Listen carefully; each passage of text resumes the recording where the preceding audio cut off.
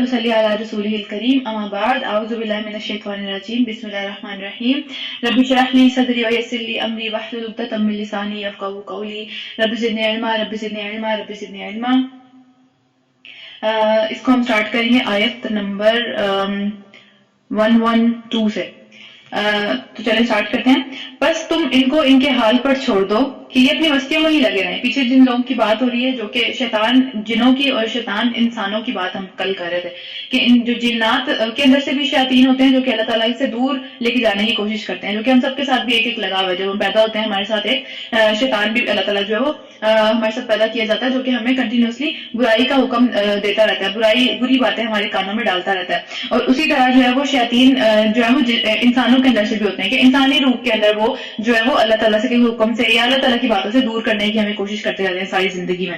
تو پھر کیا انہی کی بھی یہاں پہ بات چل رہی ہے کہ بس تم انہیں ان کے حال پر چھوڑ دو، اپنی مستیوں میں لگے رہیں، کرتے رہیں جو کر رہے ہیں۔ تو پھر کیا ہے کہ جو لوگ آخرت پر ایمان نہیں رکھتے ان کے دلوں نے ان ساری کی ساری چیزوں کو جو ہے وہ ان کے لیے خوشنما بنا دیا ہے، جو کہ سارے کے سارے دھوکے وہ دوسروں کے ساتھ کر رہے ہیں، اپنی ذات کو دھوکہ دے رہے ہیں، آخرت پہ ایمان نہیں لے کے آ رہے تو اپنی خواہشات کی پیروی کرتے چلے جا رہے ہیں۔ ان کو نہیں لگتا کہ بھئی ان خواہشات سے آگے بھی کوئی دنیا ہے، ان خواہشات کے آگے بھی جو ہے وہ کوئی حساب کتاب کا معاملہ ہوگا جس پہ پوچھا جائے گا کہ بھئی کیا کیا کیا نہیں کیا، تو اپنے ہی سارے کے سارے معاملات میں لگے ہوئے ہیں۔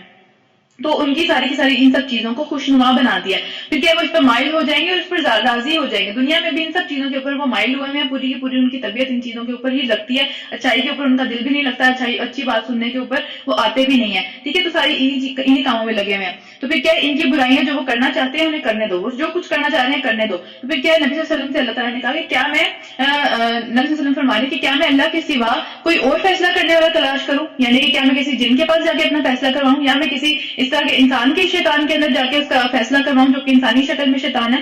حالانکہ اس نے پوری تفصیل کے ساتھ تمہاری طرف کی کتاب نازل کر دی ہے، تم تو ان سب کو اپنا بڑا مانتے ہو، تم سب جو ان کی فالوئنگ کرتے ہو، لیکن میں ایسا نہیں کروں گا، میں اللہ کو ہی اپنا جو ہے وہ فیصلہ کرنے والا بناؤں گا۔ اگر آج فیصلہ نہیں ہو رہا تو قیامت والے دن فیصلہ ہو جائے گا میرے اور تمہارے درمیان میں۔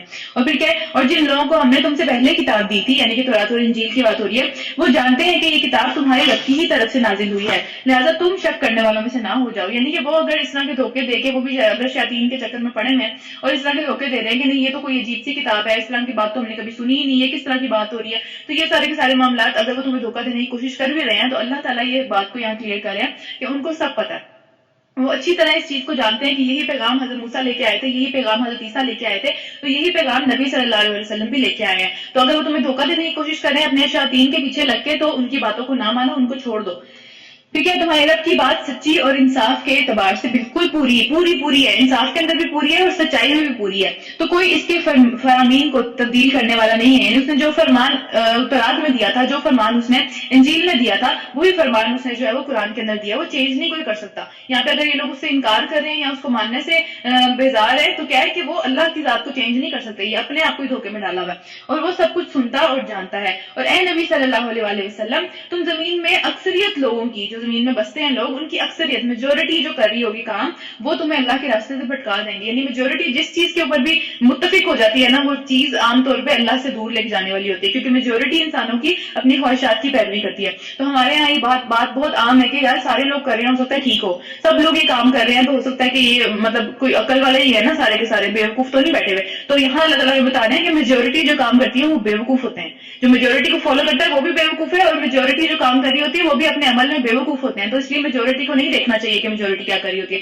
کیونکہ بعض اوقات بھی نہیں، اکثریت یہاں پہ اللہ تعالیٰ نے کہا کہ ہمیشہ ہی موسٹلی اس طرح کا معاملہ ہوگا کہ جو میجورٹی جس چیز کو اپروو کر رہی ہوگی وہ چیز ٹھیک نہیں ہوگی، کیونکہ حق کی راہ پر چلنے والے لوگ ہمیشہ کم ہوتے ہیں، ہمیشہ جو ہے وہ 1000 ایک طرف کھڑے ہوں گے اور 3 یا 4 یا 5 ایک طرف کھڑے ہوئے ہوں گے، ٹھیک ہے۔ تو اس میں جو ہے وہ لوگوں کی اکثریت یا لوگوں کے جو بڑی بڑی اچھی باتیں ہیں کہ بھئی ہمارے ساتھ اتنا بڑا جتھا ہے، ہماری اتنی بڑی فالوئنگ ہے، وہ تمہیں کسی بہکاوے میں نہ ڈال دے، ٹھیک ہے، کیونکہ اکثریت اللہ تعالیٰ یہاں پہ ہمیں بہت کلیئرلی بتا رہے ہیں کہ وہ ہمیشہ اللہ سے دور لے کے جانے والے ہوں گے، ہمیشہ اپنی ہی خواہشات کو کچھ بنا کے پیش کر رہے ہوں گے۔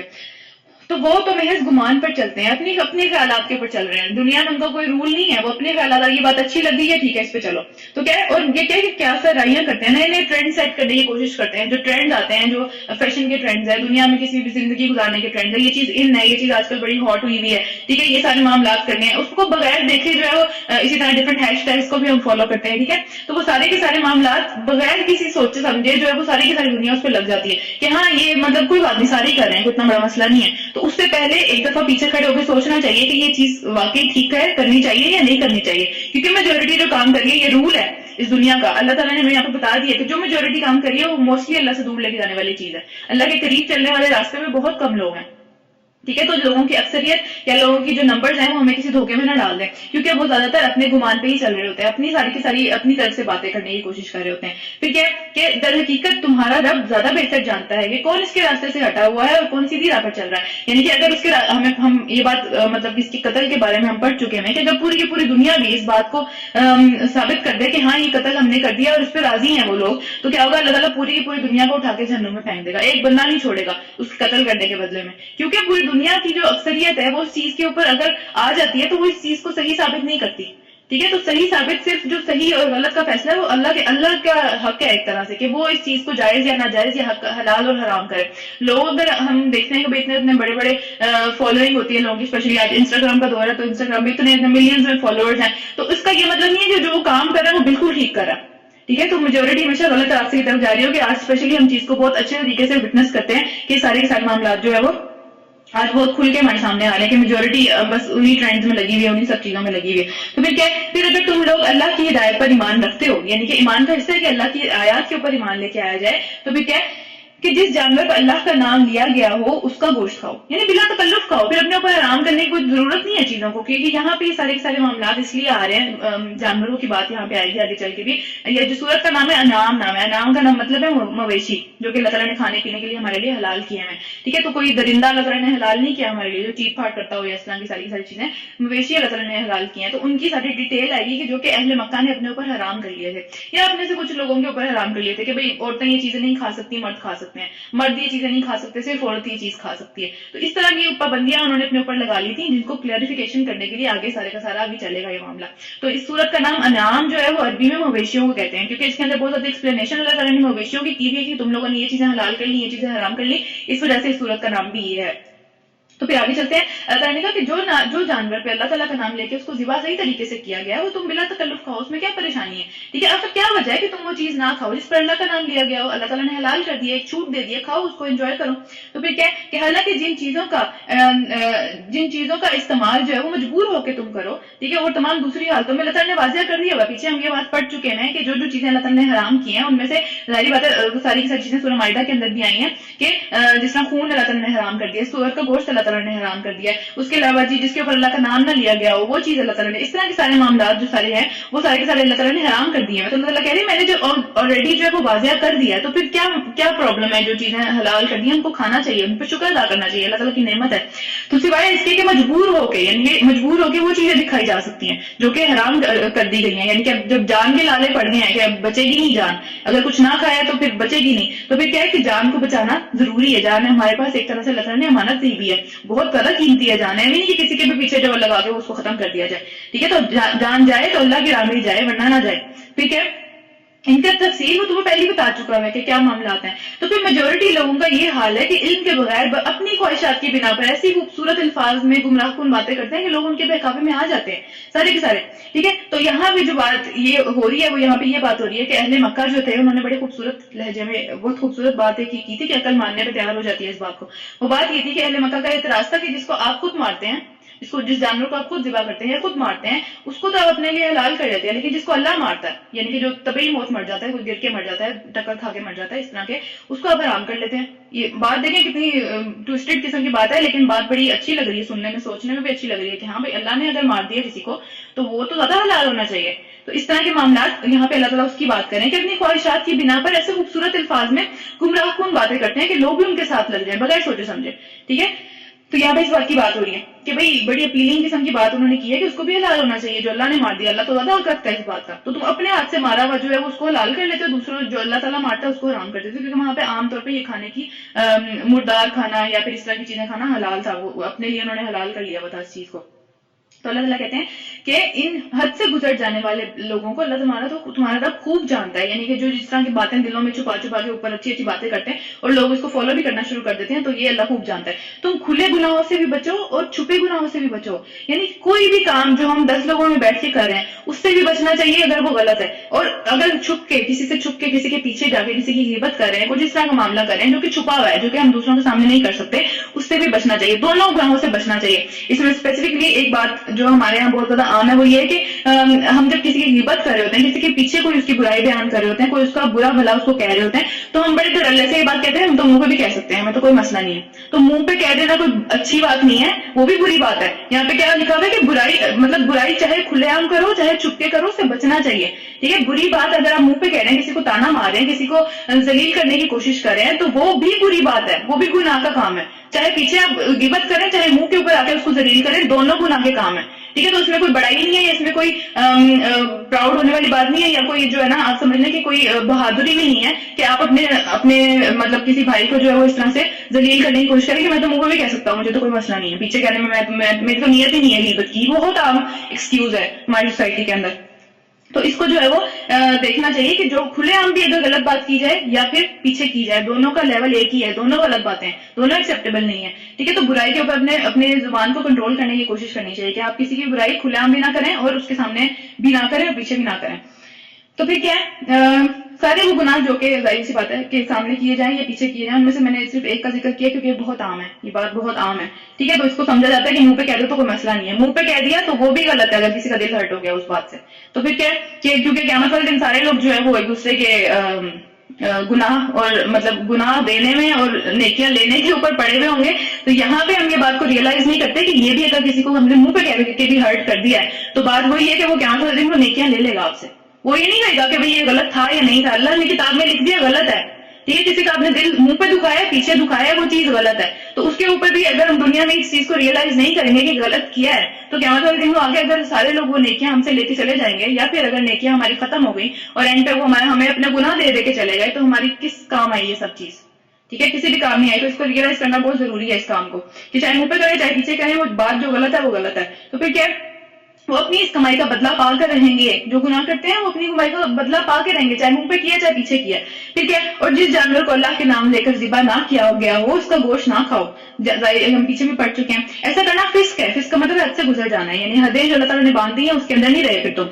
شیاطین اپنے ساتھیوں کے دلوں میں شکوک و شبہات پیدا کرتے ہیں تاکہ وہ تم سے جھگڑا کریں، اس طرح کے معاملات وہ کرتے ہیں کہ بھئی اگر یہ حلال ہے تو یہ حلال کیوں نہیں، یہ سارے معاملات آج بھی چلتے چلے جا رہے ہیں، ٹھیک ہے۔ پاکستان میں رہ کے اس بات کا اتنا احساس نہیں ہوتا، باہر آ کے اس بات کا احساس ہوتا ہے، ہر چیز کا ہمارے پاس ایک ایکسکیوز ہے کہ بھئی یہ چیز بھی تو حلال ہے، وہ بھی تو حلال ہے، وہ بھی تو اہل کتاب کا کھانا ہے، یہ سارے معاملات ہیں، ٹھیک ہے۔ تو وہ ساری کی ساری چیزیں اللہ تعالیٰ نے کہا ہے کہ اگر جھگڑا کرتے ہیں اور مانتے نہیں ہیں بات کو کہ بھئی یہ چیز ایسے نہیں ایسے اللہ تعالیٰ نے کی ہے، تو وہ شیاطین ان کے دلوں میں شکوک و شبہات ڈالتے ہیں، وہ کبھی مطمئن ہی نہیں ہوتے، ٹھیک ہے۔ ان کے دل میں ہر وقت اس طرح کی باتیں آتی رہتی ہیں، اور آپ دیکھ رہے ہیں کہ کھانے پینے کے باروں میں یہ پوری صورت آگے کھانے پینے کی چیزوں کے بارے میں چلے گی، کیونکہ یہ حلال کھانا ہمارے ایمان کا حصہ ہے، ٹھیک ہے۔ جو بندہ حلال نہیں کھاتا یا اس طرح کے معاملات اس کے ہیں تو وہ سارے وہ ایمان سے دور جا رہا ہے، پھر وہ اللہ پہ بلیو نہیں کرتا، وہ حد سے آگے بڑھ رہا ہے، جو حدیں اللہ تعالیٰ نے باندھی ہیں۔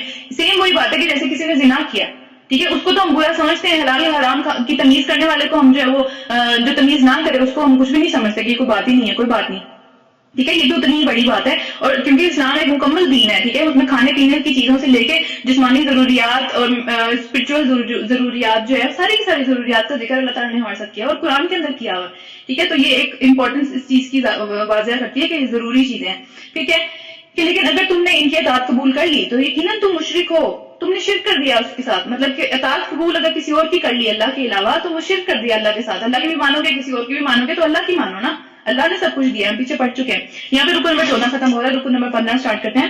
کیا وہ شخص جو پہلے مردہ تھا یعنی کہ لا علم تھا، جاہل تھا، ٹھیک ہے، اس کے پاس کسی قسم کی روشنی نہیں تھی، اس کے اندر کسی قسم کا نور نہیں تھا، اس کے اندر کوئی زندگی نہیں تھی، کیونکہ زندگی ایک طرح سے زندگی بخشنے والی چیز ہے نا یہ قرآن، ٹھیک ہے۔ تو کیا ہے کہ زندگی اس طرح کے معاملے میں وہ مردہ تھا، پھر ہم نے اسے زندگی بخش دی، اس کو علم دے دیا، اس کو شعور دے دیا، اس کو حکمت دے دی، اس کو پیچھے کی چیزیں سمجھ میں آنی شروع ہو گئی، اس کو معاملات اس کے سامنے میک سینس کرنا شروع ہو گئے، ٹھیک ہے۔ اور وہ اس روشنی اور اس کو وہ روشنی عطا کی جو کہ اس کو اجالے میں لے آئی، ٹھیک ہے، لوگوں کے درمیان میں وہ زندگیاں بسر کرتا ہے اس اجالے کے ساتھ، یعنی کہ اس کا عمل لوگوں کے درمیان میں ہی ہوتا ہے، وہ لوگوں سے نکل کے دور نہیں چلا جاتا، زندگی کا جو حساب کتاب ہے سارا کا سارا وہ لوگوں میں رہ کے ہے، ٹھیک ہے، معاملات لوگوں کے ساتھ ہیں، پہاڑوں فرشتوں کے ساتھ تو معاملات نہیں ہیں، جانوروں کے ساتھ بھی معاملات نہیں ہے، ظاہر ہے ان کا بھی ایک حصہ ہے، لیکن یہ ہے کہ لوگوں کے لیے اللہ تعالیٰ نے انسان کو پیدا کیا. یہ نہیں ہے کہ آپ جنگلوں میں نکل جائیں اور آپ کہیں کہ بس میں اللہ کے راستے میں چل پڑا ہوں تو بس اب جو ہے نا وہ میں تو کسی سے بھی جو تعلق نہیں رکھنا. تو لوگوں کے درمیان میں وہ زندگی بسر کرتا ہے، لیکن اس کی جو روشنی ہوتی ہے، اس کے اندر کی جو روشنی ہوتی ہے، ایمان کا جو نور اس کے دل کے اندر ہوتا ہے،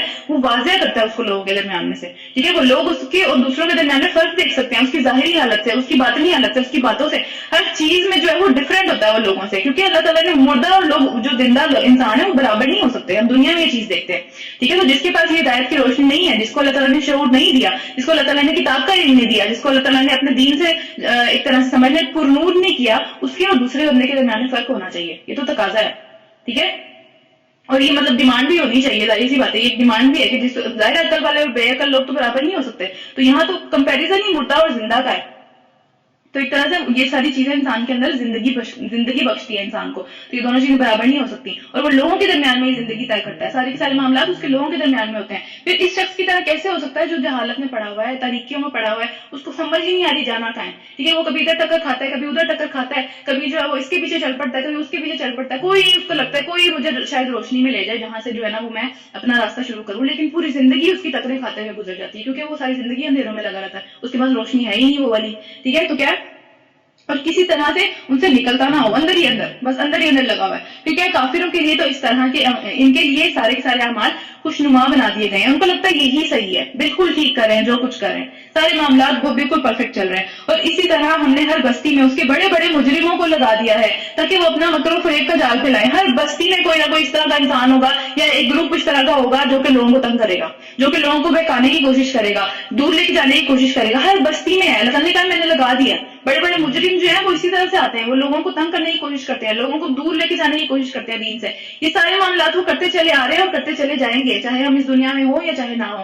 دراصل وہ اپنے فریب کے جال میں خود پھنستے ہیں، وہ کسی اور کو نہیں پھنساتے، کسی اور تو پھنستا ہی پھنستا ہے، یہ خود سب سے زیادہ پھنستے ہیں. سارے کے سارے اعمال جو برے ان کے لوگ ان کی فالوئنگ کرتے ہوئے کرتے ہیں، وہ کیا کرتے ہیں، وہ اس کا بار، اس کا جو بوجھ ہے وہ بھی اپنے ساتھ سمیٹ کے لے جاتے ہیں. ٹھیک ہے، تو کیا ہے، مگر انہیں شعور ہی نہیں ہے، انہیں سمجھ ہی نہیں آتی کہ کیا کر رہے ہیں. وہ بہت خوش ہوتے ہیں اس چیز کے اوپر، میری اتنی بڑی فالوئنگ ہے، مجھے لوگ سنتے ہیں، میری بات مانتے ہیں. ٹھیک ہے، تو میں جو مرضی کرتا چلا جاؤں، مجھے کوئی پوچھنے والا نہیں ہے. لیکن کیا ہے کہ وہ اس سارے دھوکے کے اندر، اس ساری جو اپنا پاور ان کو لگتا ہے میرے پاس یہ اتھارٹی ہے، میرے پاس یہ پاور ہے، لوگ میری بات سنتے ہیں، تو اس میں وہ خود سے پھنستے چلے جا رہے ہیں.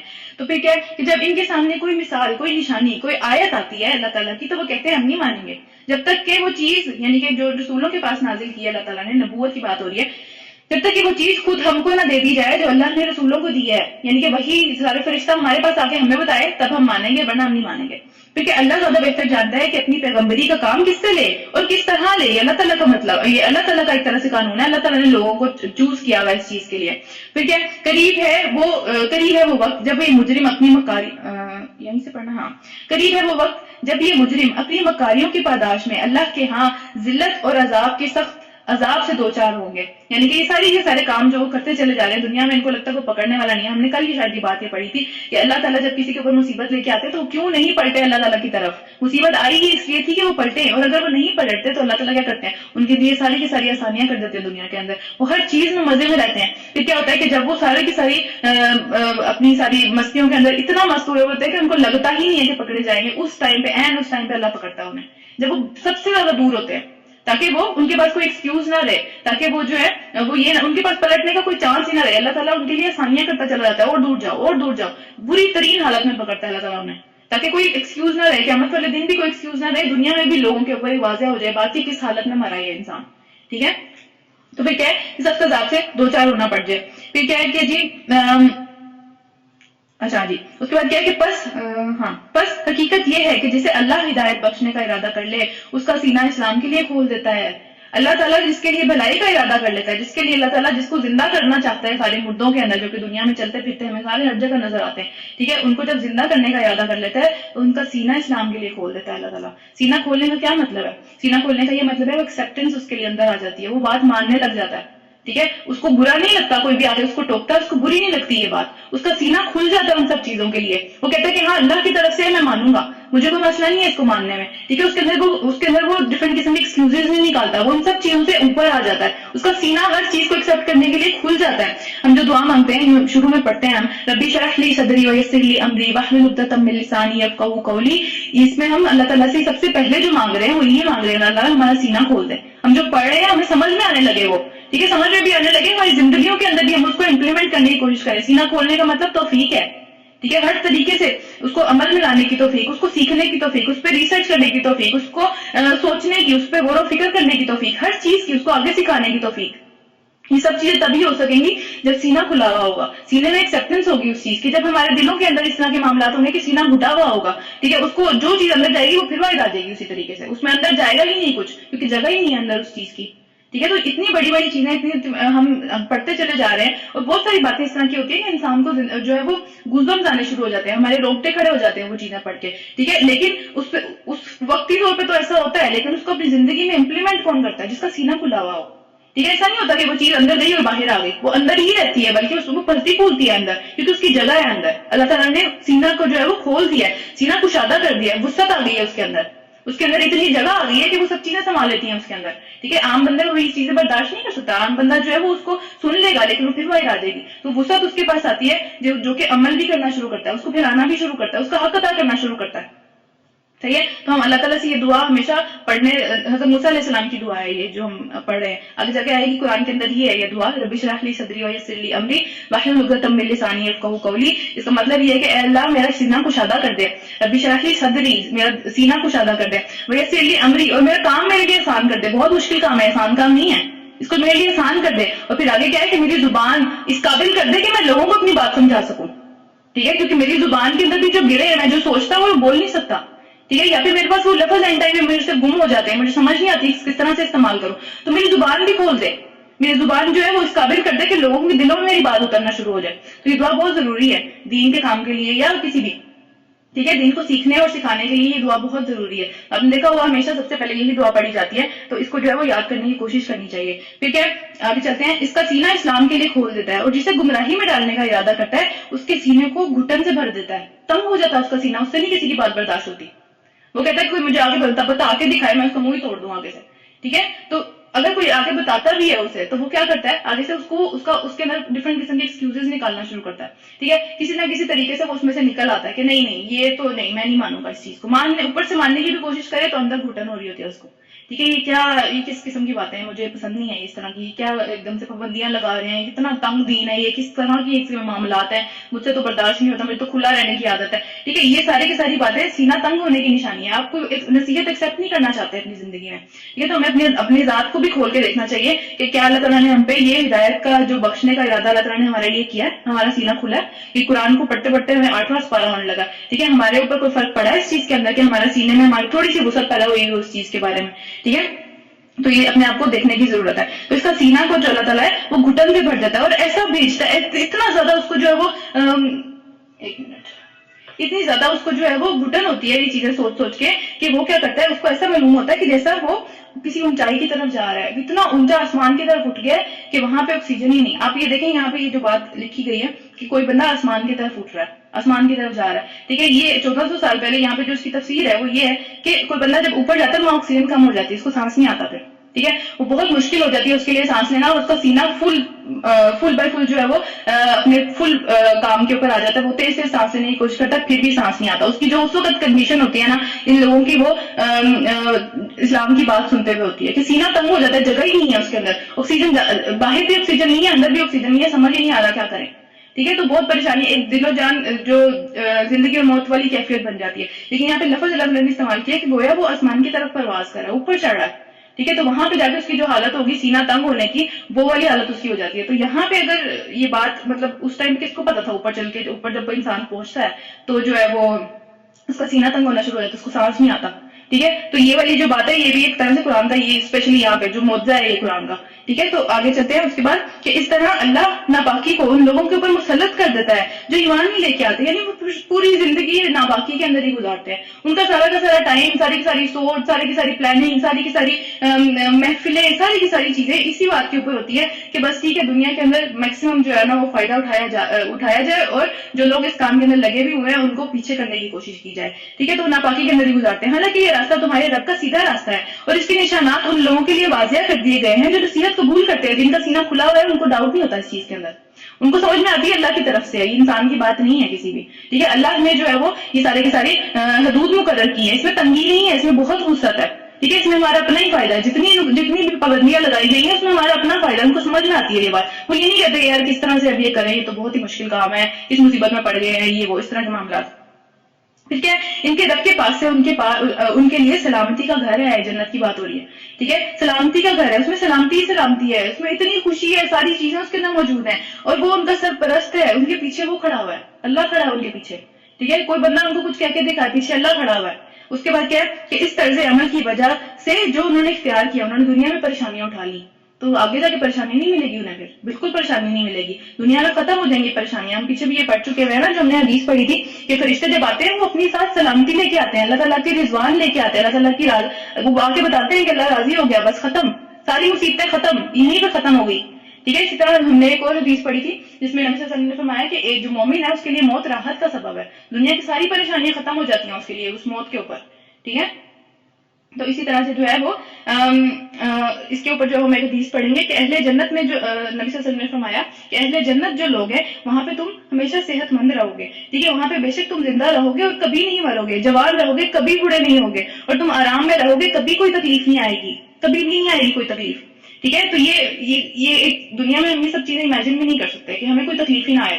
ٹھیک ہے, تکلیف آپ کی فزیکل بھی ہو سکتی ہے, مینٹل بھی ہو سکتی ہے, کوئی ایموشنل کوئی تکلیف بھی ہو سکتی ہے, ہم دن رات ان چیزوں کو دیکھتے ہیں.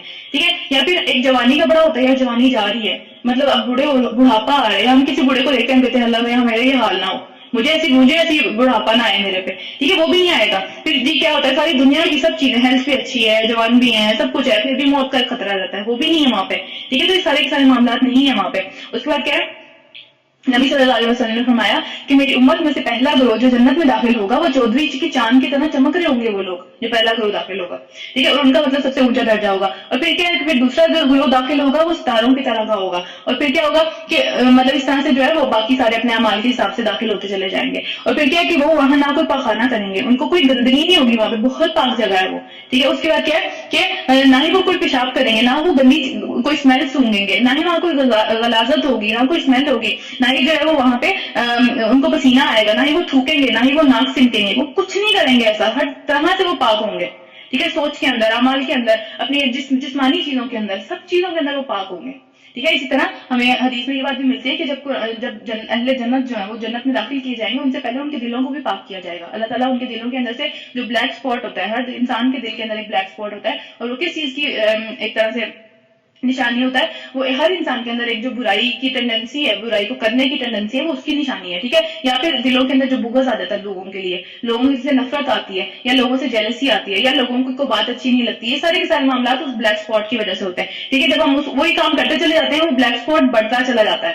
جب ہم اس کو چھوڑنے کی کوشش کرتے ہیں, ان چیزوں سے باہر آنے کی کوشش کرتے ہیں, تو وہ چھوٹا ہوتا چلا جاتا ہے, لیکن وہ رہتا ہے. یعنی اہل جنت کے دلوں میں بھی ہوگا وہ اسپاٹ, تو وہ کیا کریں گے, اللہ تعالیٰ ان کو پاک کر دیں گے, وہ اسپاٹ نکال دیں گے, وہ سارا حسد, وہ ساری جو بری فیلنگ دوسروں کو دیکھ کے آتی ہیں, سارے کے سارے معاملات وہ جنت میں نہیں ہوں گے. ٹھیک ہے, تو یہ والی اس بات کے اوپر لوگ بہت بحث کرتے ہیں, یا خواتین کو بہت مسئلہ ہوتا ہے اس چیز سے کہ ہو رہے کیوں ملیں گے مردوں کو, تو یہ جیلسی والی فیلنگ دنیا کے اندر ہے, وہاں پہ نہیں ہوگی یہ سب فیلنگس. ٹھیک ہے, وہاں پہ برا فیل نہیں ہوگا, برائی ہے ہی نہیں وہاں پہ کسی بھی قسم کی.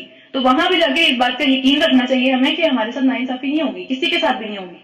ٹھیک ہے, تو اس لیے یہ ساری کی ساری فیلنگس یہی رہ جائیں گی, یہیں کے لیے ہیں, یہیں کے لیے آزمائش ہے یہ. تو پھر اس بارے میں بحثیں کرنا ہے, اس بارے میں پریشان ہونا کہ یہ کتنی ناانصافی اللہ تعالیٰ نے ہمارے ساتھ کر دی, تو ایسا کچھ بھی نہیں ہے. ٹھیک ہے, آگے چلتے ہیں. جس روز اللہ ان سب کو گھیر کر جمع کرے گا تو پھر کیا ہوگا کہ اس روز وہ جنوں کے اندر, یعنی شیاطین جن کی بات ہو رہی ہے, اس سے خطاب کر کے فرمائے گا, جنوں کی اسپیسیفکلی جنوں کی بات ہو رہی ہے, کہ اے گروہ جن, تم نے نوع انسانی پر خوب ہاتھ صاف کیا ہے. کس طرح ہاتھ صاف کرتے ہیں جن ہم پہ, ٹھیک ہے, جہاں پہ کہیں پہ مطلب بہت ساری اس طرح کی چیزیں ہوتی ہیں, پوزیشن کی واقعات ہم سنتے ہیں, ٹھیک ہے, وہ بعض لوگ تو اس پہ یقین ہی نہیں کرتے, بعض لوگ کہتے ہیں کہ جی یہ تو ملٹیپل پرسنالٹی ڈس آرڈر ہے آج کل, یہ بھی ایک بات ہے, تو ہو سکتا ہے وہ بھی ہو, ٹھیک ہے, لیکن یہ بھی حقیقت ہے کہ جنات جو ہے وہ جب چاہتے ہیں کسی کو پوزیس کر سکتے ہیں, اس میں کوئی بڑی بات نہیں ہے, یہ دین سے ہمارے ثابت ہے یہ بات, ٹھیک ہے. اسی طرح جب کسی پہ جادو کیا جاتا ہے تو جن پوزیس کر لیتا ہے آگے, کالے جادو کے اندر اس کا نتیجہ موسٹلی یہ ہوتا ہے کہ جن پوزیشن کر لیتا ہے, اس جسم کے اندر آ جاتا ہے, ٹھیک ہے. تو کسی بھی طریقے سے اگر وہ نقصان پہنچاتے ہیں یا اگر وہ پوزیس نہیں کرتے, کچھ چیزیں ادھر ادھر کر دیتے ہیں, تو یہ بھی وہ کر سکتے ہیں, ویسے ہمیں نظر تو نہیں آ رہے, ٹھیک ہے. تو کسی بھی طریقے سے انہوں نے جس طرح سے بھی نقصان پہنچایا, اللہ تعالیٰ کے ہاں وہ جواب دے ہیں اس چیز کے اوپر, کیونکہ ان کا بھی دین یہی ہے, ہمارے والا دین ہے ان کا بھی. تو کیا ہے کہ اے گروہ جن, تم نے نوع انسانی پر خوب ہاتھ صاف کیا. انسانوں میں سے جو ان کے رفیق تھے وہ عرض کریں گے, یعنی کہ انسان بھی ظاہری بات ہے جو جادوگر ہوتے ہیں وہ کس طرح سے جادو کرتے ہیں, اسی طرح کرتے ہیں کیونکہ ان کے پاس جنات ہوتے ہیں, جنات کے ذریعے سے کام کرتے ہیں. تو جو ان کے رفیق تھے دنیا میں انسانوں میں سے, وہ عرض کریں گے پروردگار ہم میں سے ایک دوسرے کو خوب استعمال کیا ہم نے دنیا میں, ٹھیک ہے, اپنے فائدے کے لیے. جنات بھی کسی فائدے کے لیے استعمال کرتے ہیں, جنات شیاطین کا کیا فائدہ ہوتا ہے کہ دین سے دور چلے جائیں, ان کا مقصد ہی دنیا میں یہ ہے کہ ہر انسان کو دین سے دور لے جائیں. تو جو جادو کرتا ہے وہ تو ویسے کافر کی موت مرتا ہے, وہ تو مسلمان کی موت مرتا ہی نہیں ہے, ٹھیک ہے. تو انہوں نے اس طرح سے ان سے فائدہ لیا, اور انسانوں نے جنات سے کیسے فائدہ لیا, اپنے کسی حسد کے اندر آ کے دوسروں پہ جادو کرایا یا کسی کو نقصان پہنچایا, جو بھی معاملات کیے, فائدے لیے البتہ ایک دوسرے سے, ان کی جو ریلیشن شپ ہے وہ آپس میں میوچل فائدے کے اوپر تھی. تو کیا ہوا کہ ہم نے ایک دوسرے کو خوب استعمال کیا, اور ہم اس وقت آ پہنچتے جو تم نے ہمارے لیے مقرر کیا تھا, یعنی اب ہم تیرے سامنے آ کے کھڑے ہو گئے, تو اللہ فرمائے گا اچھا اب آگ کا ٹھکانا ہے تمہارے لیے اور تم اس میں ہمیشہ رہو گے, ٹھیک ہے. تو یہ جنات کے ساتھ تعلقات بنانے کے لیے چلے کاٹنا یا یہ جو ہے وہ جلسی کے اندر آ کے کسی کو نقصان پہنچانے کی کوشش کرنا, یہ سارے کے سارے معاملات کا انجام یہ ہے اینڈ پہ, ٹھیک ہے. تو اس لیے جو ان سب چیزوں سے بچنا چاہیے. جنات کسی بھی طریقے سے جو ہے وہ نقصان پہنچا سکتے ہیں ہمیں, ظاہر سی بات ہے, ان کو اللہ تعالیٰ نے یہ طاقت دی ہوئی ہے, لیکن ہمیں اللہ تعالیٰ نے علم دیا ہوا ہے, ٹھیک ہے. علم کے ذریعے سے ہم ان سے بچ سکتے ہیں. جو صبح شام کے اذکار ہیں ہمارے, جو نبی صلی اللہ علیہ وسلم صبح اور شام پڑھتے تھے, تو وہ ایک طرح سے نبی صلی اللہ علیہ وسلم کی حدیث ہے, وہ تمہارے لیے قلعہ ہے ان کے خلاف, ٹھیک ہے. اس قلعے میں اگر تم چلے جاؤ گے نا, تمہیں کوئی کچھ نہیں کہہ سکے گا, نہ نظر لگے گی, نہ جو ہے وہ کوئی جادو اثر کرے گا, نہ کوئی جنات تمہیں اٹیک کر سکیں گے, کیونکہ فرشتے آ جاتے ہیں آپ کی حفاظت کرنے کے لیے, ٹھیک ہے. تو انشاءاللہ یہ نماز ختم کرنے کے بعد ہم صبح شام کے اذکار یاد کریں گے انشاءاللہ تعالیٰ, ٹھیک ہے, تاکہ ہم سب جو ہے نا ان سب چیزوں سے بچ سکیں. پھر کیا ہے کہ اس سے بچیں گے وہی صرف جنہیں اللہ بچانا چاہے گا, بے شک تمہارا رب بڑا دانا اور حکمت والا ہے. دیکھو اس طرح ہم آخرت میں ظالموں کو ایک دوسرے کا ساتھی بنا دیں گے. وہ دنیا میں بھی ایک دوسرے کے ساتھی تھے, ایک دوسرے کی ہیلپ کرتے تھے نا اس طرح کے کام کرنے میں, آخرت میں بھی ہیلپ کریں گے ایک دوسرے کی جنت جہنم میں جانے کے لیے. سوچے نہ کس طرح برا ساتھی ہم نے بنایا دنیا کے اندر اگر ہم نے ایسا کام کیا. اس کمائی کی وجہ سے جو وہ دنیا میں ایک ساتھ مل کے کرتے تھے, آخرت میں بھی ساتھ ہی رہیں گے, ٹھیک ہے. یہاں پہ رکو ختم ہو رہا ہے, رکو نمبر 15-16 شروع ہو رہا ہے. اس موقع پر ان کا رب ان سے پوچھے گا کہ اے گروہ جنو انس, یعنی کہ جنات اور انسانوں, کیا تمہارے پاس خود تمہارے میں سے ایسے رسول نہیں آئے تھے جو میری آیات سناتے تھے؟ تمہیں کیا ایسا, تم اس حال تک کیوں پہنچے ہو؟ کیا تمہارے پاس ہدایت نہیں آئی تھی, میری کتابیں نہیں آئی تھی, مجھے میری کتاب سنانے والے نہیں آئے تھے؟ ٹھیک ہے. ہمیں پتہ ہے نبی صلی اللہ علیہ وسلم جنات سے بھی تبلیغ کیا کرتے تھے. جنات مسجد جن جو ہے وہ اسی وجہ سے کیونکہ وہاں پہ جنات کا ایک پورا دستہ آیا تھا قرآن سننے کے لیے, ٹھیک ہے. تو کیا ہے کہ کیا تمہارے پاس نہیں آیا تھا اور تمہیں اس دن کے انجام سے ڈرانے کے لیے بھی نہیں آئے تھے تمہارے پاس رسول؟ یعنی کہ آج جو تم پریشان ہو رہے ہو کہ ہمارے ساتھ یہ ہو گیا, تم تو ایسے پریشان ہو رہے ہو جیسے تمہارے پاس کچھ آیا نہیں. تو پھر کیا وہ کہیں گے کہ ہاں آیا تھا, لیکن ہم نے خود اپنے خلاف ہم گواہی دیتے ہیں کہ ہم نے یہ بات سنی تھی لیکن ہم نے مانا نہیں, ہم آج خود گواہی دے رہے ہیں کہ ہم نے غلط کیا. تو پھر کیا ہوا کہ آج دنیا کی زندگی نے ان لوگوں کو دھوکے میں ڈال رکھا ہے, مگر اس وقت وہ خود اپنے خلاف گواہی دیں گے کہ وہ کافر تھے. آج بڑی قسمیں کھاتے ہیں اس بات کے اوپر, ہم تو کچھ ایسا نہیں کرتے, ہم تو بہترین لوگ ہیں, ہم نے تو کبھی ایسا کچھ کیا ہی نہیں, ٹھیک ہے. ہم تو دنیا میں ساری کی ساری ہماری جو کوششیں ہیں وہ ساری بھلائیوں کے لیے ہیں, لیکن وہ قیامت والے دن اس بات کی خود گواہی دیں گے کہ ہم کافر تھے, ہم خود کافر تھے. ہم نے اگر یہ بات نوٹس مطلب تفصیل میں جا کے ہم زیادہ ذکر کریں گے اس بات کا, لیکن جو سارے کے سارے جادوگر ہوتے ہیں جو کہ جادو کرتے ہیں یا جنات کو ہیلپ لیتے ہیں, وہ سب سے پہلے عام طور پہ سب سے پہلی صف میں نماز پڑھنے والے ہوتے ہیں عام طور پہ, ٹھیک ہے. کیوں؟ کیونکہ انہوں نے دنیا کے سامنے اس چیز کو جو ہے وہ ظاہر کرنا ہوتا ہے کہ ہم تو مطلب بہت زیادہ پاکیزہ لوگ ہیں, بہت زیادہ اللہ کے قریب لوگ ہیں, تبھی تو لوگ ان سے آ کے ہیلپ مانگیں گے نا اس چیز کے بارے میں. ورنہ وہ منہ پہ اگر کوئی کہہ دے کہ میں جادو کرتا ہوں تو وہ تو پھر ظاہری بات ہے لوگ اس کو تو پڑھ جائیں گے, اور اسلامک اسٹیٹ کے اندر جادوگر کی سزا موت ہے, ٹھیک ہے. تو اس طرح سے جو ہے وہ نہیں کیا جا سکتا. اس کے بعد کیا ہے کہ وہ گواہی دیں گے کہ وہ کافر تھے. پھر تمہارا رب بستیوں کو ظلم کے ساتھ تباہ کرنے والا نہیں تھا, اللہ تعالیٰ نے تباہ نہیں کیا کسی کو, اللہ تعالیٰ جو ہے وہ جان بوجھ کے کسی کو جہنم میں نہیں ڈالے گا, صحیح ہے. کون ڈالے گا؟ جو لوگ ہیں ان اپنی حرکتوں کی وجہ سے وہ ایسے انجام تک پہنچیں گے کہ جبکہ ان کے باشندے حقیقت سے ناواقف ہو, پتہ چلنے کے بعد جو کفر کرے اس کے بعد پھر وہ جاتا ہے اس عذاب کی طرف. تو پھر کیا کہ ہر شخص کا جو اچھا اس کے بارے میں پڑھ لینا چاہیے. جنت کی بات پیچھے گزر گئی ہے, اس کی حدیث میں بتانا بھول گئی. تو نبی صلی اللہ علیہ وسلم نے فرمایا کہ جنت کے 100 درجے ہیں, اور ہر درجے کا دوسرے درجے سے فاصلہ جو ہے وہ اس طرح ہے جیسے زمین اور آسمان کا فاصلہ ہے. ٹھیک ہے, اتنا اوپر ہے وہ درجہ. اور ایسا بھی ہوگا کہ جو سارے کے سارے رشتہ دار اگر فرض کریں نچلے درجے کے اندر ہیں, اور اللہ تعالیٰ ہم سب کو اچھے درجے میں پہنچائے, بہترین درجہ مانگنا چاہیے اللہ تعالیٰ سے. اللہ تعالیٰ سے جنت الفردوس مانگنی چاہیے. نبی صلی اللہ علیہ وسلم نے ہمیں کہا ہے کہ جنت الفردوس سے نیچے کسی بھی چیز کو نہیں مانگنا چاہیے. ٹھیک ہے, بہترین درجے کا مانگنا چاہیے ہمیشہ اللہ تعالیٰ سے. تو پھر کیا ہے کہ اس کے نیچے خدا خاصہ جو سارے کے سارے رشتہ دار یا فرینڈ وغیرہ ہوں گے, ان سے ملنے اوپر والے نیچے آئیں گے. نیچے والے اوپر والوں کی بہاریں نہیں دیکھ سکتے وہاں پہ. ٹھیک ہے, یہ اللہ تعالیٰ کی ایک طرح سے انصاف کی وہ بات ہے کہ انہوں نے دنیا کے اندر محنت کی ہے, وہ صرف انہی کے لیے آخرت میں جو سارا کا سارا انعام, ساری کی ساری چیزیں وہاں پہ ان کو ملیں گی. پھر بعض روایات کے مطابق آتا ہے کہ جتنی قرآن کی آیات ہے اتنے درجے ہیں جنت کے. ٹھیک ہے, تو جو بھی ہر آیات کو ایک ایک آیات کو پڑھتا چلا جاتا ہے اور اس کو سیکھتا چلا جاتا ہے, اس کی تفسیر پڑھتا ہے, اس کو عمل کرتا ہے, اس کو آگے پہنچاتا ہے, تو وہ ایک ایک درجہ اوپر چلتا چلا جاتا ہے اس کا. تو ہم ابھی اتنی آیات ہم نے پڑھی ہیں, ہمیں لگتا ہے کہ ہم یہ سارے درجات پہ پہنچ چکے ہیں, ہمارے عمل کے اندر وہ ساری ساری چیزیں آ گئی ہیں جو ہم نے پڑھی ہیں. حالانکہ ہم نے میرا خیال ہے کہ 70% احکامات پڑھ لی ہیں دین کے سارے کے سارے. تو اب ہمارے اندر کتنا چینج آیا ہے, کیا ہم وہ درجات ڈیزرو کرتے ہیں ان سب چیزوں کے بدلے میں جو ہم نے پڑھی ہیں؟ تو یہ ہمیں سوچنا پڑے گا ان سب چیزوں کے بارے میں.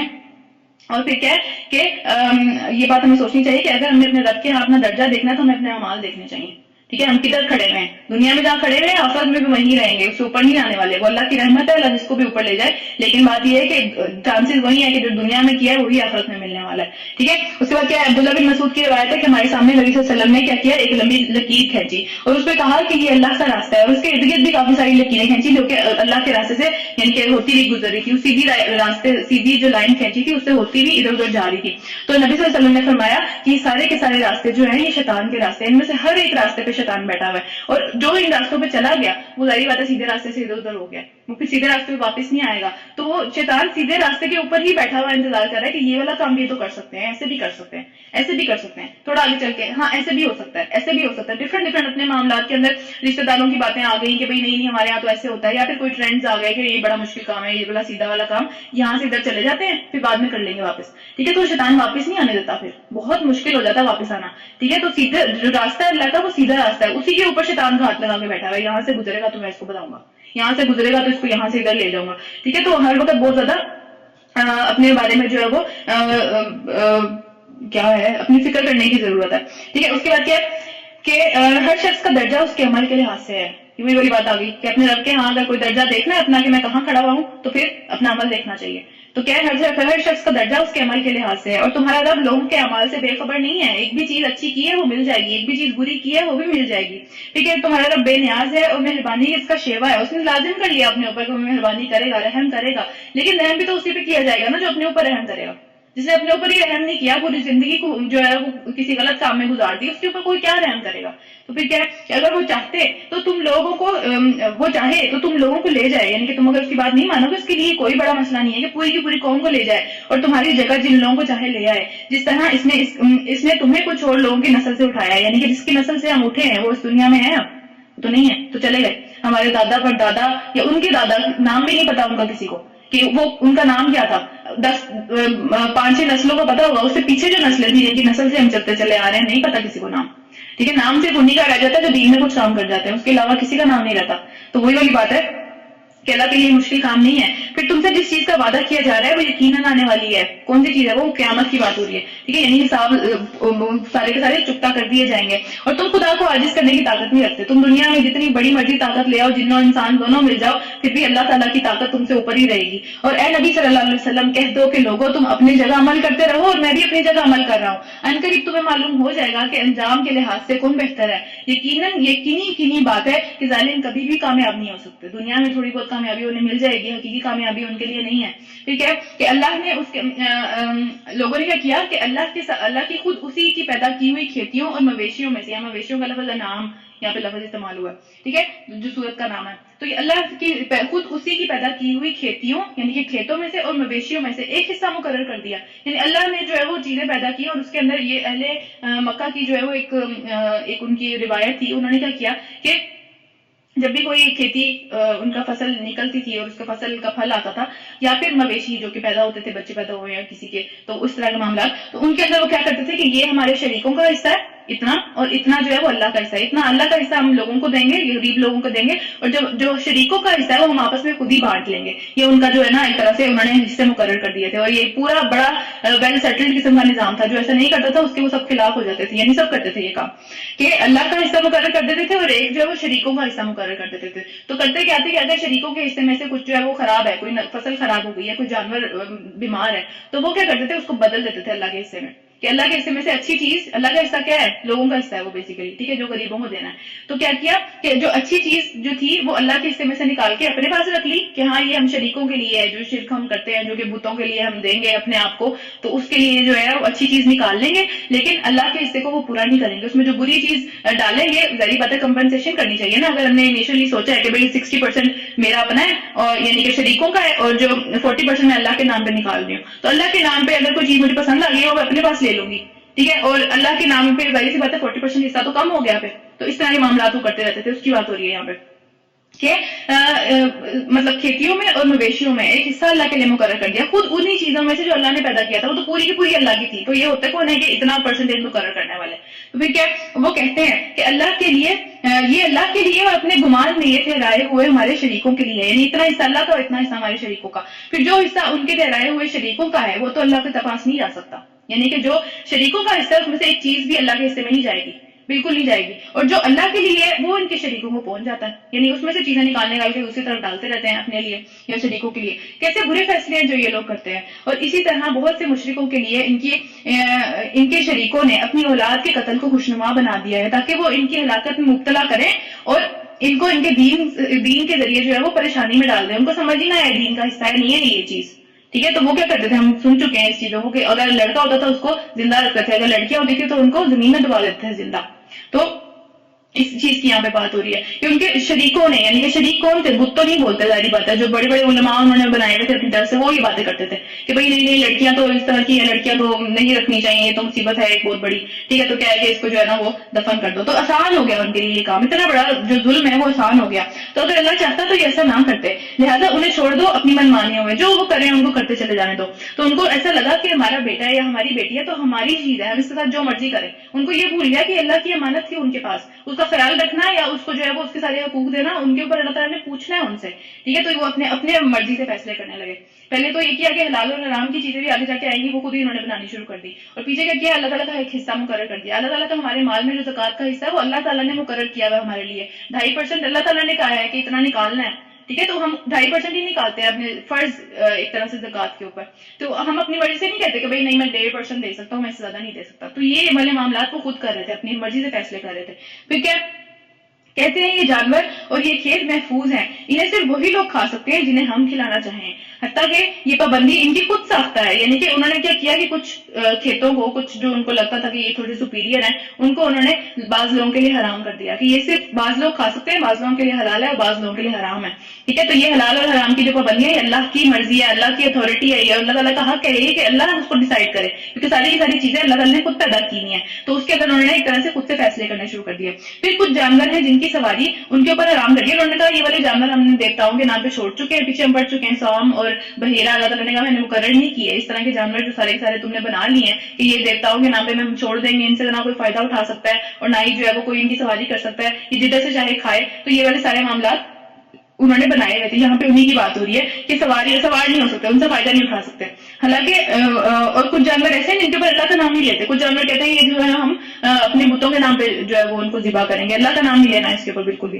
اور پھر کیا ہے یہ سب کا سب انہوں نے کیا کیا، اللہ تعالیٰ پر جھوٹ باندھے ہیں. اللہ تعالیٰ نے ایسا کچھ نہیں کہا، یہ ساری کے سارے معاملات اللہ تعالیٰ نے نہیں نازل کیے، یہ ان کے خود سے پیدا کیے ہوئے. اللہ تعالیٰ ان قریب ان کو جو ہے وہ ان ساری کی ساری باتوں پہ بدلا دے گا ان سب چیزوں کا. تو بات یہ ہے کہ 3 چیزوں کی یہاں بات ہوئی ہے. پہلے یہ کہ حصے اللہ تعالیٰ نے مقرر کیے ہیں سب کے، چاہے وہ وراثت میں ہو چاہے وہ ہمارا زکوٰۃ کا حصہ ہو، سب چیزیں اللہ تعالیٰ نے مقرر کر دی ہوئی ہیں، وہ انہیں کے مطابق چلنا ہے. دوسری چیز یہ کہ اولاد امانت ہے، ٹھیک ہے, کسی کو بھی ہم بے مقصد قتل نہیں کر سکتے اس طرح سے. اور تیسری چیز کیا کہ حلال اور حرام کی پابندیاں اللہ نے لگائی ہوئی ہیں, اس کے اوپر آ کے ہم کہیں یہ چیز حلال ہے یہ چیز حرام ہے اپنی مرضی سے یہ باتیں نہیں کر سکتے. پھر کیا اور کہتے ہیں کہ جو کچھ ان جانوروں کے پیٹوں میں ہے یہ ہمارے مردوں کے لیے تو حلال ہے لیکن عورتوں پہ حرام ہے. مطلب عورتوں کو ہر معاملے میں ہر لحاظ سے ہر دور کے اندر جو ہے نا وہ پیچھے ہی رکھا گیا ہے عام طور پہ. تو کیا کہ یہ والا جو فلاں جو بکری ہے یا فلاں جو اونٹ ہے یہ اگر بچہ دے گا یہ صرف مرد کھا سکتے ہیں عورتیں نہیں کھا سکتی. تو لیکن اگر وہ مردہ ہو یعنی وہ مردہ پیدا ہوا ہے وہ زندہ پیدا نہیں ہوا تو پھر سارے کھا سکتے ہیں. مطلب عجیب پتہ نہیں کیا رول ہے لیکن بہرحال یہ رول تھا ان کا. تو پھر کیا ہے کہ یہ باتیں انہوں نے خود گھڑ لی ہیں, ان کا بدلہ اللہ انہیں دے کر رہے گا. یقیناً وہ حکیم اور سب باتوں سے باخبر ہے. پھر ایسے گمراہ یقیناً جو خسارے میں پڑ گئے یعنی کہ بہت دور نکل گئے راہ راستے ایسے لوگ جنہوں نے اپنی اولاد کو لا علمی اور حماقت کی بنیاد پر قتل کیا. ٹھیک ہے, یعنی ان کے پیر نے کہہ دیا یا ان کے کسی اسکالر نے کہہ دیا کہ بس ٹھیک ہے اس کو قتل کر دو, جیسے اس دور میں بھی ہوتا تھا اور آج کے دور میں بھی چل رہا ہے. ٹھیک ہے, کہ مختلف ریزنز کی وجہ سے انہوں نے اس کو قتل کر دیا. ایک روح اس کے اندر آ چکی تھی, اس کا دل دھڑک رہا تھا, ایک ایسا مقام آ گیا کہ اب وہ جو ہے وہ زندہ انسان بننے والا ہے اب ظاہر آگے چل کے. تو کیا ہے کہ اس وقت اس کو قتل نہیں کیا جا سکتا. پھر کیا کہ اور اللہ کے دیے ہوئے رزق کو اللہ پر مطلب ایک طرح سے حرام ٹھہرا لیا. اللہ تعالیٰ پر جھوٹ بول کے اپنے اوپر حرام ٹھہرا لیا کہ یہ جی لڑکے کھا سکتے ہیں لڑکیاں نہیں کھا سکتی, یہ بس یہ لوگ کھا سکتے ہیں باقی نہیں کھا سکتے. تو یقیناً وہ بھٹک گئے اور ہرگز راہ راست پانے والوں میں سے نہ تھے وہ لوگ. وہ پہلے بھی جو ہے وہ ان کے دل میں تھی ہی نہیں راہ راست, تو اس لیے ان کو ملی بھی نہیں. تو پھر کیا کہ رکو نمبر 16 ختم ہوا ہے, یہاں پہ 17واں رکو اسٹارٹ ہو رہا ہے. اور وہی اللہ ہے جس نے طرح طرح کے 2 قسم کے باغات اگائے ہیں. کون کون سے؟ ایک وہ ہے جو کہ جس کی بیلیں ہوتی ہیں, ٹھیک ہے, جو کہ اپنے اوپر کھڑا نہیں ہو سکتا, اس کو جو ہے وہ کسی چیز کی ضرورت پڑتی ہے جس کے اوپر وہ چڑھتی ہے بیل, جیسے انگور کی بیل ہوتی ہے ہم نے دیکھا ہے. ٹھیک ہے, وہ کیا کرتی ہے اس کو کوئی سہارا چاہیے جس کے اوپر وہ چلتی ہے. اور دوسرے اس طرح کے درخت ہوتے ہیں جو اپنے تنے کے اوپر کھڑے ہوتے ہیں, مطلب ہے تو درخت ہی دونوں زمین سے اگتے ہیں, دونوں بیجوں سے اگتے ہیں, لیکن ان کی تاثیر کتنی الگ ہے. اللہ تعالیٰ کی ایک طرح سے نشانی ہے ہمارے لیے. اور کھیتیاں اگائی ہیں جس میں قسم قسم کے معقولات ہیں, یعنی کہ پھل ہیں ان کے اندر ڈفرینٹ قسم کے. پھر دوبارہ سے زیتون اور انار کا ذکر آ رہا ہے, بار بار قرآن میں ان دونوں پھلوں کا ذکر آتا ہے. یہ بہت فائدہ مند ہے, بہت نیوٹریشنسٹ ہے.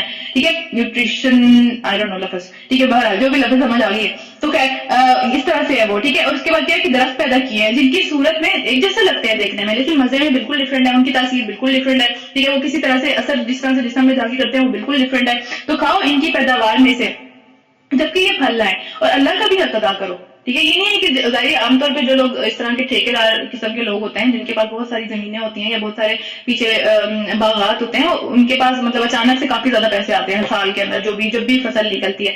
تو اللہ تعالیٰ کہہ رہے ہیں وہ خالی تمہارا نہیں ہے. ٹھیک ہے, اس کے اندر سے اللہ کا بھی حق ادا کرو. تو وہ سارے کے سارے جتنے بھی حقوق اللہ تعالیٰ نے ڈالے ہیں اس کے اندر وہ سارے ادا کرنے ہیں. اور پھر بیجا خرچ نہ کرو, یعنی ظاہر بات ہے جب پیسہ آ جاتا ہے انسان کے پاس, پہلے جب پیسہ نہیں ہوتا تب تو وہ سوچ کے خرچ کرتا ہے, لیکن جب پیسہ بہت زیادہ آ جاتا ہے تو اس کو مطلب بے حد اور بے حساب خرچ کرنا شروع کر دیتا ہے. جس چیز کی ضرورت نہیں بھی تھی وہ وہاں پہ بھی اس کو خرچ کرنا شروع کر دیتا ہے, کیونکہ اللہ تعالیٰ اسراف کرنے والوں کو پسند نہیں کرتا. اسراف کیا ہوتا ہے؟ حد سے زیادہ آگے بڑھ جانا کسی چیز کے اندر.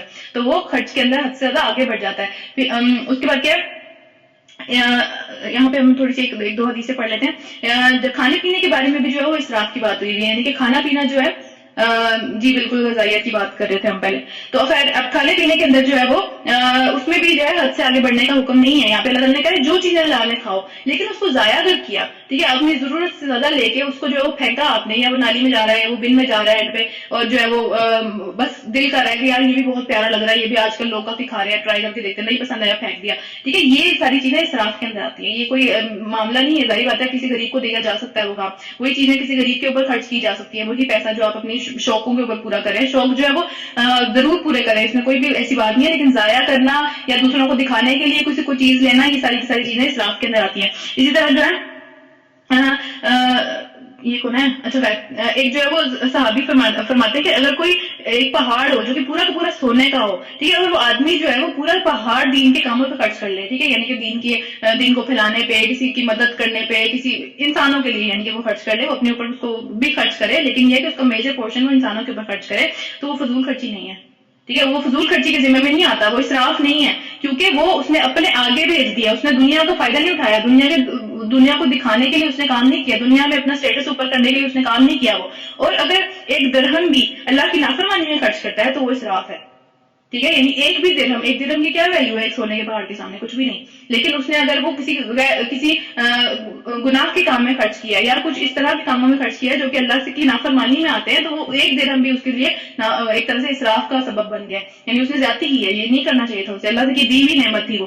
ٹھیک ہے، اسی طرح ایسی جگہ خرچ کرنا کہ جس سے اللہ تعالیٰ ناراض ہو، وہ ساری کی ساری چیزیں اسراف کے اندر آتی ہیں. اللہ تعالیٰ ایسے لوگوں کو پسند نہیں کرتا جو کہ اپنا مال اس طرح کی کوششوں میں، اس طرح کی چیزوں میں لگاتے ہیں جو کہ اللہ تعالیٰ نے منع کی ہیں جو چیزیں. ٹھیک ہے، تو ہمیں سوچ کے دیکھنا چاہیے اس سب چیزوں کے بارے میں کہ ہمارا مال کدھر جا رہا ہے آج کل.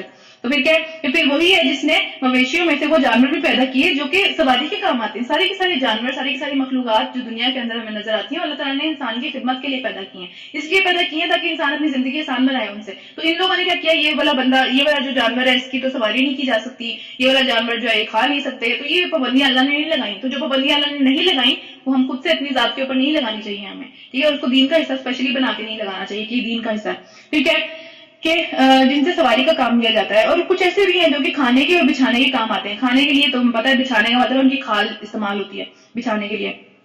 تو کھاؤ ان چیزوں میں سے جو اللہ نے تمہیں بخشی ہیں، اور شیطان کی پیروی نہ کرو، وہ تمہارا کھلا دشمن ہے. یعنی وہ تمہیں اپنی ذات کے اوپر تنگی کرنے پہ وہ کرے گا کہ بھائی نہیں، یہ بھی نہیں ہمیں چھوڑ دینا چاہیے، یہ بھی چھوڑ دینا چاہیے، وہ بھی چھوڑ دینا چاہیے، سارے معاملات. تو پھر کھانے والی چیزیں کیا ہیں یہاں پہ اللہ تعالیٰ بتا رہے ہیں، یہ 8 جوڑے ہیں، 8 نر اور مادہ کے جوڑے ہیں یہ.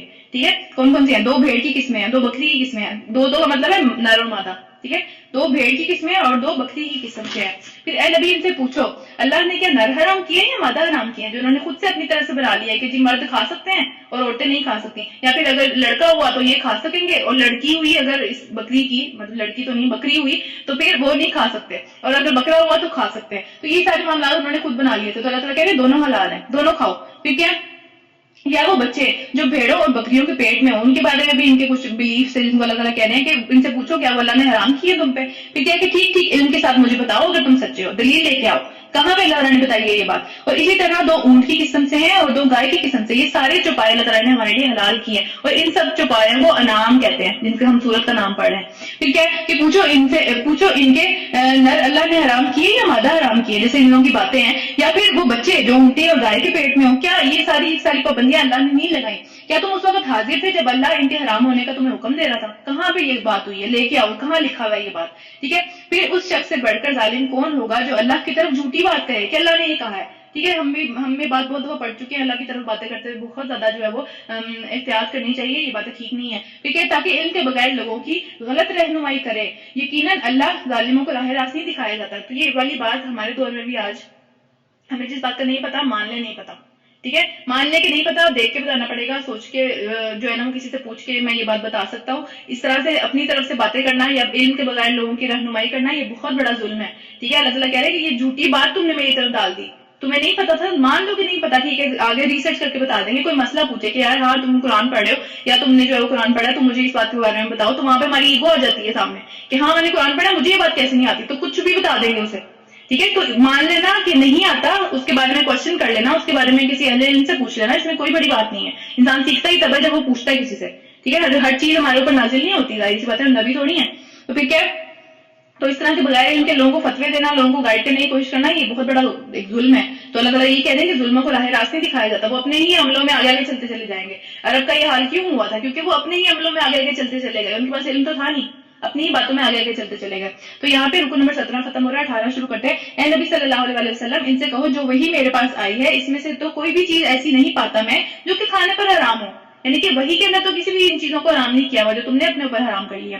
اللہ یہ کہ اب یہاں پہ اللہ تعالیٰ بتا رہے ہیں کہ کون کون سی چیزیں حرام ہے واقعی میں، اور اللہ یہ کہ وہ مردار ہو، مری ہوئی چیز ہے، وہ حلال نہیں ہے ہمارے لیے. ٹھیک ہے، یا بہایا ہوا خون ہو، کوئی بھی جو خون ہمارے لیے حلال نہیں ہے کسی بھی چیز میں ہو یا پھر بہرا ہو. ٹھیک ہے، یا سور کا گوشت ہو وہ ناپاک ہے، یا فسق ہو جو کہ اللہ کے نام کے علاوہ کسی اور کے نام پر ذبح کیا گیا، وہ تو ہم کھا ہی نہیں سکتے اس طرح کی چیز. یا پھر جو مجبوری میں کھا لے، ان میں سے کوئی بھی چیز کھا لے بجائے اس کے کہ وہ نافرمانی کا ارادہ رکھتا، وہ چاہتا ہو گیا میں گناہ آج تو یہ کر کے دیکھوں، یہ کھا کے دیکھوں آج یہ ہوتا کیسا ہے یہ سب چیزیں.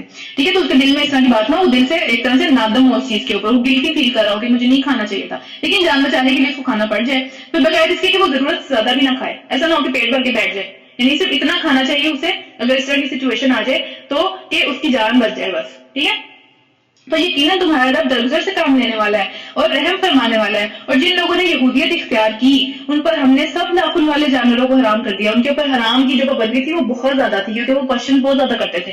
ٹھیک ہے, تو ابراہیم کے ریلیجن کے اندر وہ چیزیں حرام نہیں تھی. ابراہیم کے ریلیجن میں وہی چیزیں حرام تھی جو ہمارے اوپر حرام ہے, اس کے علاوہ کچھ حرام نہیں تھا. لیکن ان کے اوپر تنگی آ گئی. کیوں تنگی آ گئی؟ کیونکہ انہوں نے جو اللہ تعالیٰ نے ان کو ایک کھلی چھوٹ دی ہوئی تھی, کھلی ایک پوری کی پوری آزادی دی ہوئی تھی چیزیں کھانے کی, انہوں نے اس کی ناقدری کی. انہوں نے خود سے اپنے اوپر وہ آزمائشیں اور وہ ساری کی ساری پابندیاں لگا لی. تو اللہ تعالیٰ نے بھی لگا دی ان کے اوپر. پھر ٹھیک ہے, نہیں کھاتے تو نہ کھاؤ, کھانی بھی نہیں ہے, اب حرام ہو گئی ہے. تو پھر کیا ہے, اور گائے بکری اور چربی بھی ان کے اوپر حرام تھی. اب سوچیں کہ ہمیں ایک جو کوشر میٹ ہم دیکھتے ہیں یہاں پہ, کوشر میٹ یہودیوں کے میٹ کو کہتے ہیں, جو یہودیوں کے لیے اسپیسیفک ہوتا ہے, اس کے اندر ذرا بھی چربی نہیں ہوتی, ذرا بھی چربی نہیں ہوتی. اور یہ کتنا مشکل کام ہے گوشت سے چربی کو الگ کرنا. ہر جگہ پہ گوشت میں ذرا سی بھی چربی نہیں ہو سکتی ہے, حرام ہے ان کے اوپر یہ چیز. ٹھیک ہے, تو اللہ تعالیٰ نے ہم پہ کتنی زیادہ ایک سکون ہے ہمارے لیے کہ ہمیں کوئی مسئلہ نہیں ہے, آ بھی جائے تو خیر ہے, کوئی بات نہیں. ٹھیک ہے, وہ پکا بھی نہیں سکتے چربی کو, کہ کھانے کے اندر چربی کا ایک لقمہ, ایک ذرا سی چیز بھی نہیں ہونی چاہیے کہ چلو کھاتے ہوئے اس کو نکال دیں گے, ایسا بھی نہیں کر سکتے. وہ اتنی زیادہ سختی ہے ان کے اوپر. تو یہ بڑی چیز ہمارے اوپر اللہ تعالیٰ کی ایک طرح سے آسانی ہے بہت زیادہ, اس کو شکر ادا کرنا چاہیے. ٹھیک ہے, بکرے کی چربی سوائے ان کی جو آنتوں کے ساتھ لگی ہوئی ہے, جو کہ الگ ہو ہی نہیں سکتی, صرف وہ نہیں, وہ ایک طرح سے جو ہے وہ پکا سکتے ہیں اس کو, وہ بھی کھاتے نہیں ہیں, اس کو الگ کر دیتے ہیں کیونکہ پکنے کے بعد تو الگ ہو جاتی ہے. ٹھیک ہے, تو کیا ہے کہ وہ صرف وہ رکھ سکتے ہیں, یا پھر وہ جو ہڈی سے لگی رہ جائے وہ بھی وہ رکھ سکتے ہیں. لیکن یہ ہے کہ باقی ہر ایک جو ایک سمجھ لیں ایک ذرا اس کو صاف کرنا ہے, بہت مشکل کام ہے. پھر یہ کہ ہم نے ان کی سرکشی کی وجہ سے انہیں سزا دی تھی کہ جو ہم کہہ رہے ہیں بالکل سچ کہہ رہے ہیں. یعنی کہ ایسا نہیں تھا کہ حضرت ابراہیم کے زمانے میں یہ سب چیزیں حرام تھی, ایسا نہیں تھا. حضرت ابراہیم کی جو شادی شریعت ہے اس کے اندر چیزیں حلال تھی, لیکن ان کی سرکشی کی وجہ سے, ان کے حد سے آگے بڑھ جانے کی وجہ سے یہ چیزیں ہم نے ان کے اوپر سزا کے طور پہ حرام کر دی. پھر کیا ہے کہ اب اگر وہ تمہیں جھٹلائیں تو ان سے کہہ دو کہ تمہارا رب کا دامن بہت وسیع ہے, رحمت کے بارے میں بہت وسیع ہے, اور مجرموں سے اس کے عذاب کو پھیرا نہیں جا سکتا. وہ جب چاہتا ہے انہیں عذاب بھی دے دیتا ہے. یعنی اگر یہود بھی آج ہمیں آ کے کہیں گے تم کون سا ابراہیم کی شریعت کے اوپر ہو, ٹھیک ہے, یہ کس طرح کی شریعت ہے, ہمارے پاس تو یہ ہے, تو اس کا جواب اللہ تعالیٰ نے یہاں پہ دیا ہوا ہے. پھر یہ مشرک لوگ تمہاری ان باتوں کے جواب میں ضرور کہیں گے کہ اللہ چاہتا تو ہم شرک نہ کرتے, اور نہ ہمارے باپ دادا شرک کرتے, اور نہ ہم کسی چیز کو حرام ٹھہراتے. یہ آج بھی سیم ٹو سیم ایسا ہی آ رہا ہے, اللہ چاہتا تو ہم غلط کام نہ کرتے. نماز پڑھ لو, اللہ چاہے گا تو پڑھ لیں گے, اللہ نے تو فیق دے دی تو پڑھ لیں گے. نہیں, اللہ پہ الزام ڈال دیا ساری چیزوں کا, اپنا کچھ نہیں پتا کہ بھائی اپنا جو کرنا چاہتے ہیں اسے وہی دیا جاتا ہے, جس چیز طلب میں ہوتا ہے اس کو وہی چیز دی جاتی ہے. ٹھیک ہے, جو ہدایت کی طلب میں ہوتا ہے, جو توفیق کی طلب میں ہوتا ہے, پہلا قدم تو خود اٹھانا پڑے گا نا. پہلا قدم تو آ کے اللہ تعالیٰ ناؤز باللہ پاؤں پکڑ کے آگے نہیں کریں گے نا کہ ہاں یہ کر لو. ٹھیک ہے, تو اس کے اندر ہیلپ اللہ تعالیٰ کی آ جاتی ہے. لیکن یہی ایکسکیوز وہ بھی پیش کرتے تھے, اور یہی ایکسکیوز آج ہم بھی پیش کر رہے ہیں. تو ایسی ہی باتیں بنا کر ان سے پہلے لوگوں نے بھی حق کو جھٹلایا تھا. سیم بات ہے, یہ سیم ایٹیٹیوڈ انسانوں کا ازل سے چل رہا ہے اور آگے تک بھی چلتا چلا جائے گا. ہم اپنے ارد گرد بھی یہ چیزیں دیکھتے ہیں, اپنے اندر بھی یہ چیزیں دیکھتے ہیں, ہم ایکسکیوزز بناتے ہیں اس طرح کے ڈفرینٹ. تو اس کا وہ جواب دیا جا رہا ہے, یہاں تک کہ آخرکار ہمارے عذاب کا مزہ چکھا انہوں نے. اینڈ پہ یہ اللہ قصوروار نہیں ہے نعوذ باللہ, اس کے اندر ہم خود قصوروار ہیں. اللہ تو سامنے آگے کھڑا نہیں ہوتا جب ہم کوئی برا کام کرتے ہیں. ٹھیک ہے, نہ وہ ہمیں پکڑتا ہے, نہ وہ ہمیں روکتا ہے, کچھ بھی نہیں کرتا, وہ ہم اپنی مرضی سے سب کچھ کرتے ہیں.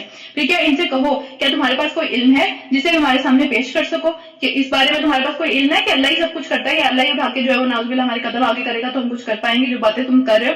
تو یہ محض اپنے گمان پر چل رہے ہیں اور بلا دلیلیں بات کرتے ہیں. کوئی دلیل نہیں ہے, کوئی اس طرح کی بات ہے ہی نہیں پیچھے کہ جس کی بیسس پہ بات کر رہے ہو, صرف دماغ میں یہ بات آ گئی, اچھی لگ گئی, بس کرو.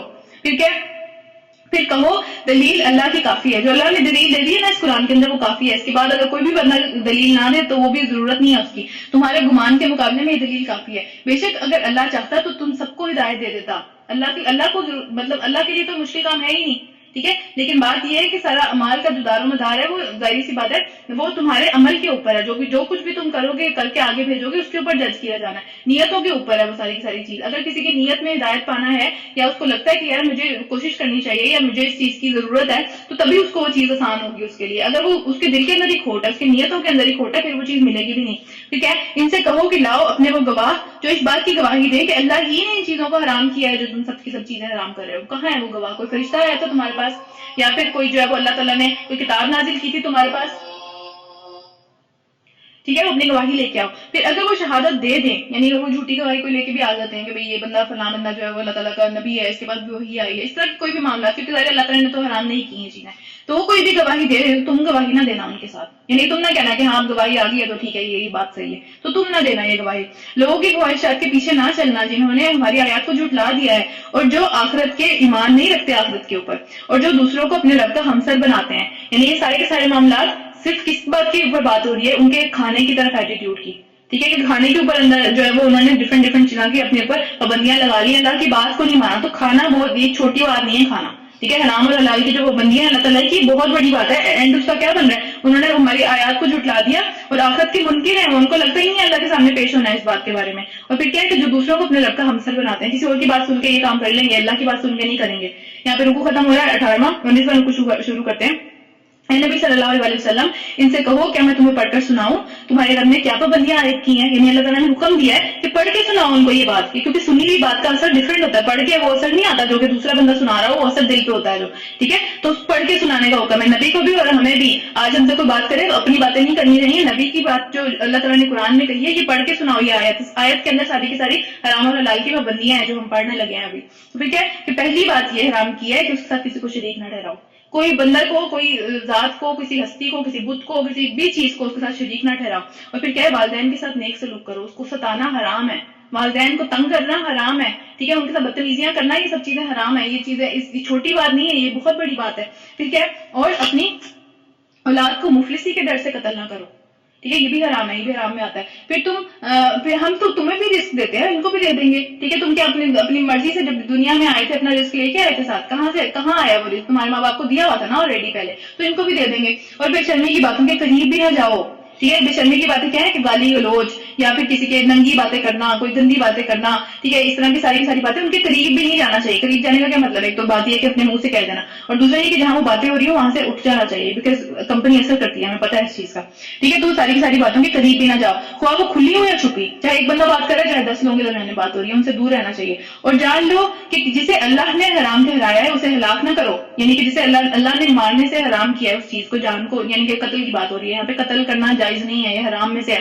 اب ہم نے یہاں پہ یہ چیز نوٹس کی ہے کہ اللہ تعالیٰ نے اولاد کے قتل کو الگ سے مینشن کیا ہے.